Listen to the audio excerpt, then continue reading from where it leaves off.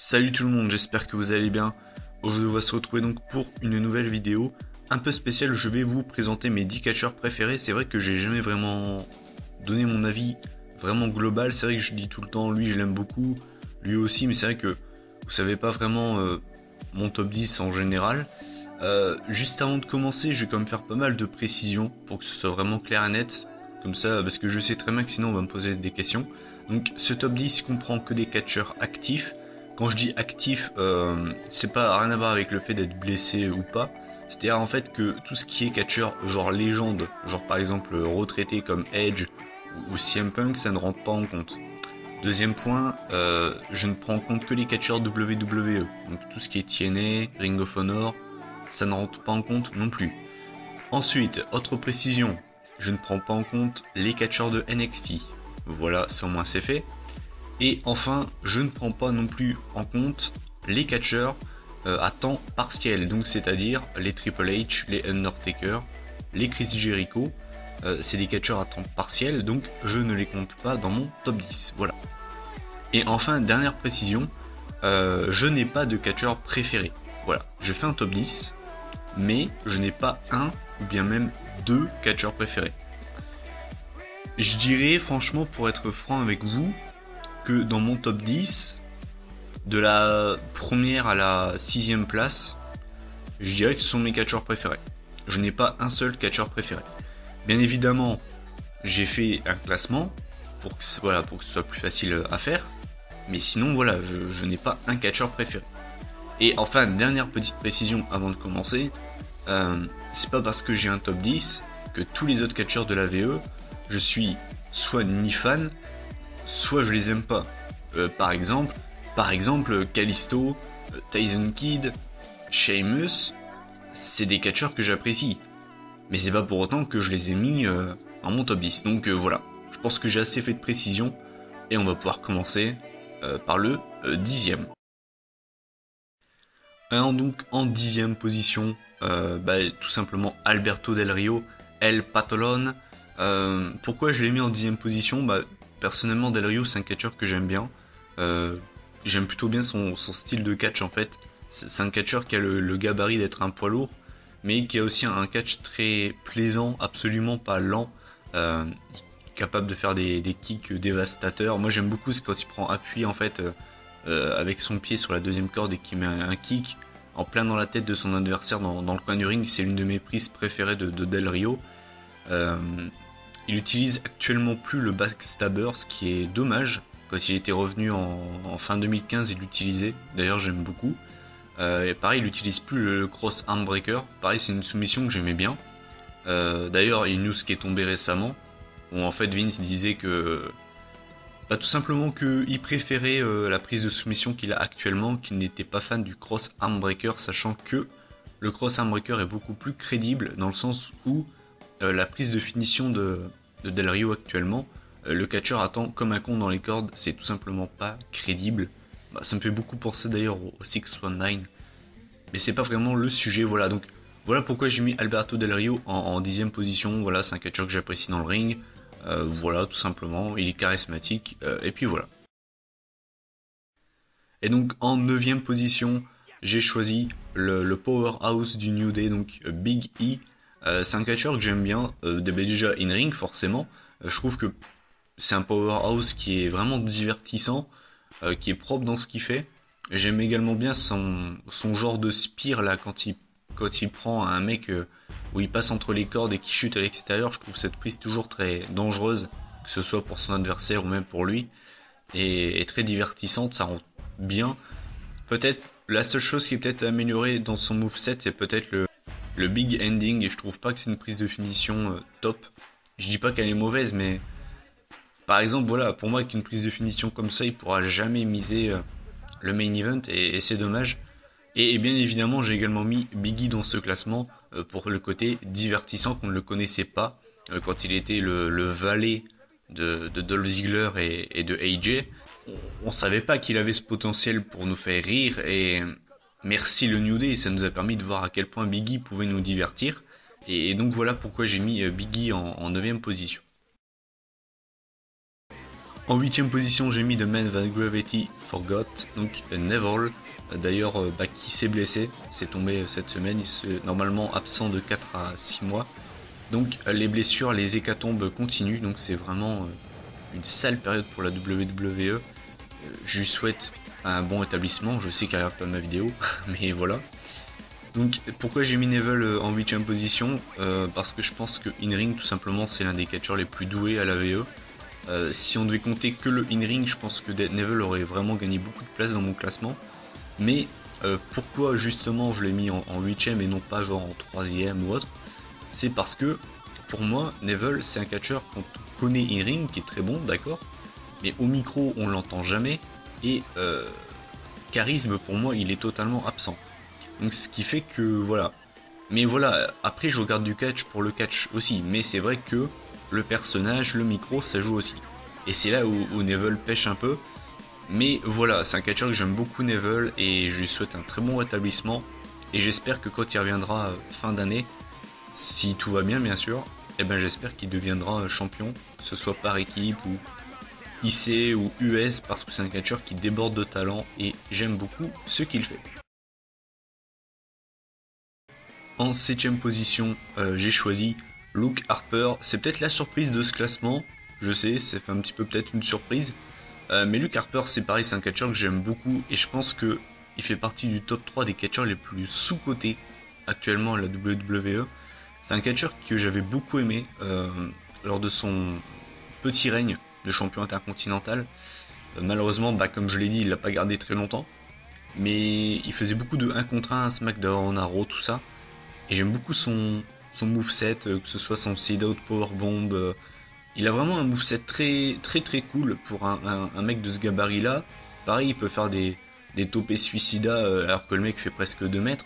Donc c'est un catcheur qui est extrêmement talentueux. En plus de ça, Vince McMahon aime beaucoup ce qu'il fait. Donc écoute Vince, si t'es beaucoup fan de Luke Harper, donne-lui des titres, donne-lui plus de mise en avant parce que actuellement c'est pas vraiment ça. Et puis j'ai envie de vous dire, pourquoi pas, moi j'aimerais en tout cas bien que Luke Harper se détache un peu de la Wyatt Family, dans le sens où de toute façon la Wyatt Family je n'y crois plus, ils ont totalement tué ce clan, voilà je le dis, hein. C'est un clan que j'aimais beaucoup, depuis leur défaite à Fastlane, je n'y crois plus, voilà je n'y crois plus, ils ont aucun plan pour WrestleMania, c'est vraiment mauvais pour eux et c'est dommage parce qu'ils avaient un gros potentiel, ils l'ont pas exploité, et j'ai envie de vous dire, encore un gâchis fait par la WWE. Et oui, donc en 6ème position, j'ai choisi The Ether of World, Bray Wyatt. Bray Wyatt, c'est un petit peu pareil, c'est un peu comme Luke Harper en ce moment, je suis un petit peu désespéré pour lui. En plus de ça, il y a une news qui vient de tomber, Bray Wyatt s'est blessé. Donc j'ai envie de vous dire, 2ème blessé de ce top 10, donc, et vous allez voir que c'est loin d'être le seul. C'est un catcheur que j'aime beaucoup, Bray Wyatt. In-ring, je trouve qu'il sait faire pas mal de choses par rapport au gabarit qu'il a, quoi. C'est pas un catcheur, aérien, mais ce que je veux dire par là, c'est que c'est un catcheur qui arrive à me divertir, il a un bon moveset. Au micro, c'est l'un des meilleurs, peut-être le meilleur, je ne sais pas, avec Kevin Owens. Sa gimmick est parfaite, donc quand on regarde, Bray Wyatt, il a vraiment tout, c'est-à-dire le in-ring, le charisme, le micro, le personnage, il a vraiment tout. Et j'ai envie de vous dire, mais qu'attend la WWE pour le mettre main eventer et pour le mettre pour le titre poids lourd? Ça me semble tellement évident, quoi, je sais pas, je viens de tout vous résumer, il a tout, mais on lui offre presque rien. Donc encore une fois, très déçu de son utilisation, et je sais que je suis loin d'être le seul dans ce cas-là. Voilà, pourquoi j'ai mis Bray Wyatt dans ce top 10. En 5ème position, c'est vraiment, là on rentre vraiment dans mes catcheurs préférés. J'ai mis Cesaro de Swiss Superman, donc encore un mec blessé, vous allez voir, c'est pas encore fini. Voilà, alors Cesaro, c'est un petit peu comme Neville, je les compare beaucoup. Vous allez me dire, attends, tu te fous de ma gueule, et physiquement ils se ressemblent pas du tout, pourquoi tu les compares? En fait, je les compare en fait au niveau de l'utilisation et au niveau de leur qualité. C'est-à-dire que Cesaro et Neville, in-ring, c'est très propre, c'est très solide. Mais, comme pour Neville, Cesaro, au micro, c'est pas ça. Enfin, je dis pas qu'il est mauvais, Cesaro, au micro, mais c'est vrai qu'on l'a jamais vu faire des promos épiques, tout ce que vous voulez. Et au niveau charisme, bon, il en a. Mais ce que je veux dire par là, c'est que moi, ce qui pour moi manque beaucoup en fait à Cesaro, c'est une vraie gimmick qui le fait sortir du lot en fait. Parce que pour moi, en fait, les gimmicks de Cesaro et Neville, c'est un petit peu la même chose. On a le Swiss Superman, donc le super-héros suisse, c'est un petit peu ça quoi. Le mec incroyable qui vient de Suisse. Et de l'autre côté, on a The Man the Gravity Forgot, l'homme que la gravité a oublié. C'est un petit peu les mêmes styles, genre un peu Superman, enfin vous voyez un petit peu le même délire quoi. Mais ça s'arrête là et je pense que Cesaro devrait avoir une autre gimmick. Ou alors être managé par Polyman, ah bah autant pour moi ça a déjà été fait. Enfin, être managé par Polyman mais ce coup-ci où ça marche. Parce que bah voilà c'est un catcheur que j'aime énormément et il mérite beaucoup mieux que ce qu'il a déjà eu à la WWE. En quatrième position, on retrouve Sami Zayn, donc fraîchement démarqué dans le main roster. Sami Zayn, c'est un catcheur que j'aime beaucoup également, bien évidemment. J'aime beaucoup ce qu'il fait dans le ring. J'aime beaucoup l'intensité qu'il met quand il rentre dans le ring. J'aime beaucoup sa musique, qui te met direct dans l'ambiance. Je sais qu'il y en a qui vont peut-être pas forcément aimer sa musique. Moi, je trouve que sa musique est parfaite. Elle colle parfaitement au personnage. Et sa musique, rien que sa musique, en fait, quand tu l'entends, t'as envie de danser. Pourtant, je suis quelqu'un qui aime pas du tout danser. Mais dès que t'entends sa musique, t'as envie de danser. C'est vraiment une musique prenante. Et je pense que Sami Zayn, dans le futur, peut vraiment être l'une des attractions, en tout cas dans les top babyface. Parce qu'apparemment, Vince McMahon aurait dit qu'il le voyait bien pour être en gros un top mid-carder pour le titre intercontinental, tout ce que vous voulez. Mais pourquoi pas faire une carrière à la Daniel Bryan, c'est-à-dire commencer en tant que mid-carder, enchaîner les titres par équipe, US, intercontinental, être bien vu en backstage, continuer à faire son travail proprement, et puis bah pourquoi pas se faire offrir un petit shot pour le Money in the Bank ou une connerie comme ça. Moi je pense que Sami Zayn, il va vraiment faire une carrière à la Bryan, c'est-à-dire personne va vraiment se dire bon lui il va finir main eventer, mais tout le monde sait qu'il a le potentiel pour le devenir, et puis au fur et à mesure, eh ben, il va peut-être se voir offrir des opportunités. Donc voilà pourquoi je le mets en quatrième position. Pardon. Et en troisième position, on retrouve, pareil, un mec qui a débuté assez récemment, AJ Styles, The Phenomenal One. C'est un catcheur que j'aime énormément, que j'ai connu à la TNA. Voilà, je connaissais déjà ses énormes capacités dans le ring. Je suis un petit peu déçu, pour être franc avec vous, de son utilisation à la WWE. Je ne dis pas au niveau d'utilisation, attention, je vais préciser, je ne suis pas déçu de son booking, je suis déçu de comment il l'utilise dans le ring. C'est-à-dire que par rapport aux capacités qu'il a, par rapport à la diversité des prises qu'il a, ben j'en vois je vois quoi, même pas 50% de ce qu'il sait faire. Et j'exagère vraiment pas, hein, vraiment. Le seul match où je l'ai vraiment vu sortir quelque chose de phénoménal entre guillemets, c'était son match contre le New Day avec Y2J, où il avait sorti un springboard inverse DDT, où il avait fait un springboard 450 splash. Donc je l'ai mis en troisième position parce que j'aime énormément ce mec dans le ring. C'est vraiment considéré par beaucoup comme le meilleur catcheur américain au monde actuellement, et c'est vrai que c'est un super catcheur. Et je vous invite vraiment à aller voir ces matchs à la TNA ou bien même ailleurs à la Ring of Honor ou même à la New Japan. Il y a beaucoup de matchs de lui qui traînent sur le net. Pas besoin d'avoir le network ou je sais pas quoi pour voir des bons matchs de lui. C'est vraiment l'un des meilleurs catcheurs au monde et il n'y a absolument aucun doute là-dessus. Et voilà. En deuxième position, on retrouve Kevin Owens. Bon, ça c'est pas vraiment de surprise, je pense, pour vous. C'est un catcheur que j'aime énormément également. C'est pour moi le meilleur heel actuellement à la WWE. Voilà, au micro, il est très bon. Au niveau du in-ring, j'aime beaucoup. Je sais qu'il y en a qui sont pas forcément fans, mais moi j'aime beaucoup. Voilà, j'aime beaucoup. J'ai pas grand chose à dire, hein. Franchement, pour moi, Kevin Owens, c'est le heel parfait. Pour moi, c'est le meilleur heel actuellement à la WWE. Et le petit plus qui fait que par rapport aux autres heels, c'est qu'il est capable de en fait s'amuser avec le public. Donc c'est un petit peu ce que je retrouvais avec CM Punk, c'est-à-dire jouer avec le public, et je pense que c'est le seul heel à vraiment le faire. Il n'hésite pas à aller casser des pancartes ou se foutre de la gueule des gens, et C'est aussi pour ça que j'aime beaucoup Kevin Owens, et donc pour moi actuellement c'est le meilleur heel à la WWE.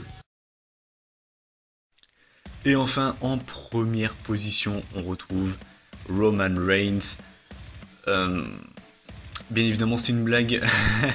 Donc en premier, on retrouve Seth Rollins, qui me manque énormément, qui est également blessé. J'ai envie de vous dire, il y a quand même beaucoup de blessés dans mon top 10. En fait, c'est peut-être moi qui porte la poisse, je sais pas. Fais attention, Kevin Owens. Mais ouais, Seth Rollins, c'est un catcheur que j'aime énormément. In-ring, c'est clairement l'un des meilleurs à la WWE. Au micro, il est bon. Il a du charisme. Il pue le catch. Enfin voilà. Franchement, j'ai pas grand chose à dire pour lui. Ses performances parlent pour lui. J'ai hâte de le revoir dans le ring. Normalement, on n'a plus trop de. Enfin, normalement, il devrait bientôt être là. Je crois dans 2 mois, normalement, il doit pouvoir revenir. Donc, je suis impatient de le revoir tout simplement. Et je pense que je suis pas le seul Kumater KO. Mais c'est vrai que. Bah voilà, Seth Rollins et le catch. Et je pense que c'est. Bah voilà, il fait partie de mes catcheurs préférés. Je peux pas dire que c'est mon catcheur préféré. Bah voilà, depuis le départ de CM Punk. J'en ai plus un seul. Maintenant j'en ai plusieurs, mais c'est pas grave. Donc voilà, donc en gros voilà pourquoi je l'ai mis en première position. C'est un très bon catcheur. Et puis voilà, j'ai rien d'autre à dire sur lui. J'aime beaucoup ce qu'il fait. Et puis voilà. Mais bien évidemment, j'aime beaucoup ces catcheurs que je viens de citer, mais aucun de ces catcheurs n'atteindra dans mon cœur bien évidemment l'estime que j'ai pour CM Punk. Donc voilà, bien écoutez, mon top 10 est terminé. Donc bah tout simplement, je vous invite maintenant à donner le vôtre en commentaire. Voilà. Contrairement aux autres vidéos, je pense que là, il n'y a pas forcément de débat à avoir. Enfin, je veux dire, c'est mes goûts. Donc vous n'allez pas à me dire j'ai raison ou tort. Par contre, ce que je vous invite à faire, c'est donner les vôtres en commentaire, faire votre top 10. Ou bien si vous n'y arrivez pas, faire votre top 5. Au final, quand on compte bien, on a une égalité parfaite. 5 heals, 5 face. Pourtant, j'ai plutôt tendance à apprécier les heals. Mais bon, là au moins, en plus, c'est même pas fait exprès. Donc voilà, au moins 5 heals, 5 face. J'ai fait le travail proprement. Donc voilà, n'hésitez pas à donner votre top 10 en commentaire, à réagir, à partager, à liker, à faire ce que vous voulez avec la vidéo, à la sauvegarder, à la publier sur votre Facebook, à la mettre sur Twitter, à la partager à vos amis, à la balancer sur Facebook à Mark Zuckerberg. Vous en faites ce que vous voulez. Voilà. Écoutez, cette vidéo est terminée. Voilà, bah écoutez, moi je vous dis donc à la prochaine. Donc ce sera la review de WrestleMania 24. D'ici là, je vous dis donc, prenez soin de vous. Et puis on se retrouve donc la semaine prochaine. Allez, salut!